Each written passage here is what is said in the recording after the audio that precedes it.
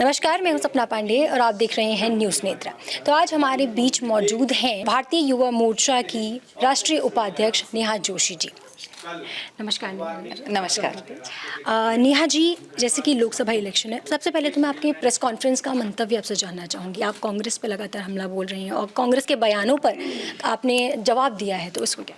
देखिए, मैं एक भारतीय जनता पार्टी की नेता होने के नाते भी नहीं, आज एक महिला होने के नाते मुझे लगता है आज का दिन कांग्रेस पर ये हमला करना ज़रूरी था, क्योंकि लगातार जब से ये चुनाव शुरू हुए हैं, जिस तरीके की महिला विरोधी बातें कांग्रेस पार्टी के प्रवक्ता, इनके बड़े बड़े नेता कर रहे हैं, और कोई भी संगठन स्तर पर आप देख रहे हैं कि उसकी भर्त्सना नहीं हो रही है। इनकी बड़ी नेता प्रियंका गांधी जी, जिन्होंने लड़की हूँ लड़ सकती हूँ जैसा नारा दिया, आज तक एक टिप्पणी उनके मुंह से हमने इन बयानों के लिए नहीं सुनी।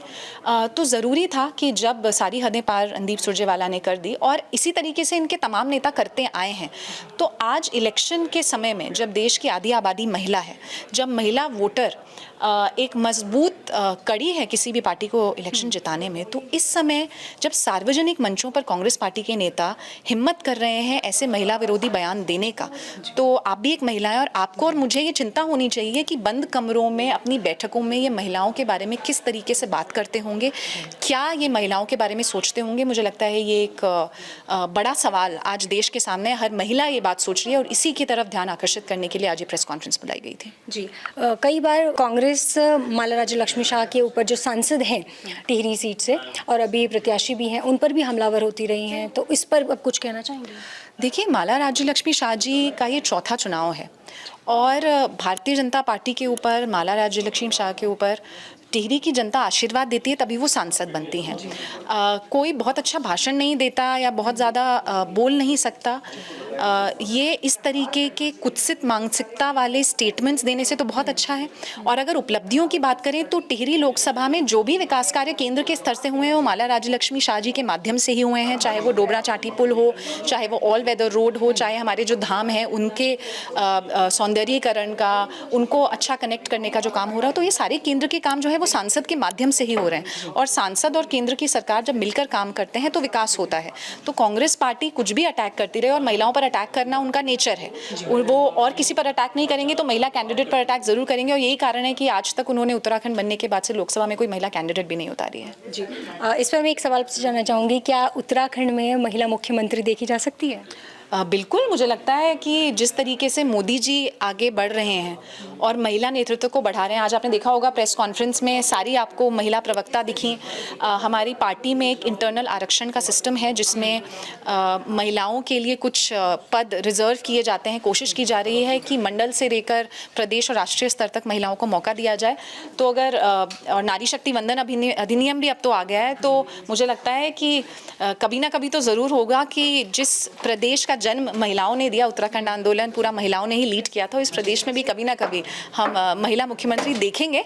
और ये इसीलिए संभव होगा कि जो इस तरीके का एक फाउंडेशन आज धामी जी अपने कामों के द्वारा एक सेट कर रहे हैं, ये जो फाउंडेशन है यही मजबूत फाउंडेशन बनेगा एक महिला मुख्यमंत्री के आने वाले समय में। जी, अब हम महिलाओं के ऊपर अपराधों की बात करें तो एनसीआरबी की रिपोर्ट के हिसाब से अगर मैं कहूँ तो 26 से 30% रेप केसेस की में बढ़ोतरी मिली है पिछले कुछ सालों में। तो इस पर भाजपा क्या कर रही है, और इसके रोकथाम के लिए ज़रूरी बात यह है कि हो रहा है, लेकिन रोकथाम के लिए क्या किया जाएगा? देखिए, सबसे पहले तो मैं कहूँगी कि भाजपा और कांग्रेस की अप्रोच में फ़र्क, कभी भी जब ऐसा कोई डेटा आता है तो कांग्रेस के सामने जब ऐसे आंकड़े रखते हैं तो उनके मंत्री कहते हैं कि मर्दों का प्रदेश है, जैसा उन्होंने राजस्थान में किया था।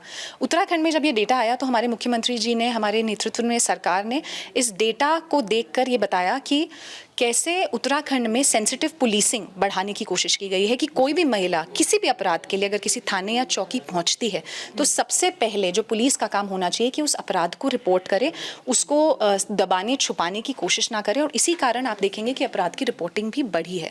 इसमें भी सबसे ज़्यादा किडनैपिंग की घटनाएं, महिलाओं को बरगला कर स्टेट से बाहर ले जाने की घटनाएं बढ़ रही थी। तो जो कुछ कानून अभी पिछले दिनों धामी सरकार ने पास किए हैं, चाहे वो यूसीसी हो, चाहे वो धर्मांतरण हस्तांतरण के खिलाफ एक सख्त कानून है। मुझे लगता है इन कानूनों के आने के बाद भी डर बढ़ेगा लोगों में, क्योंकि सख्त सज़ा इन कानूनों में रखी गई है और अपनी आइडेंटिटी छिपाकर इस तरीके के अपराध जो लोग कर रहे थे उनमें कमी आएगी। और मैं भारतीय जनता पार्टी की प्रवक्ता और एक महिला होने के नाते आपको ये आश्वस्त करती हूँ कि अगले 1 साल में आपको इन पॉलिसीज़ का असर दिखने लगेगा। युवाओं के लिए राजनीति में आगे कितनी संभावनाएं हैं, स्पेशली महिला जो राजनीति में आना चाहती हैं उनके लिए कितनी संभावनाएं आगे? देखिए, हमारे मुख्यमंत्री स्वयं युवा हैं। हमारे तमाम आप देखेंगे प्रवक्ता, चाहे वो पुरुष हो या महिलाओं हैं, तमाम युवा हैं। हमारी एवरेज संगठन की जो आयु है, हर बार जब संगठन बन रहा है तो 5 से 7 साल घट रही है। तो भारतीय जनता पार्टी तो अपने आप में एक युवा संगठन बनते जा रहा है और इसी तरह युवाओं के लिए राजनीति में भी बहुत स्कोप बढ़ रहा है। जी, बहुत बहुत शुक्रिया।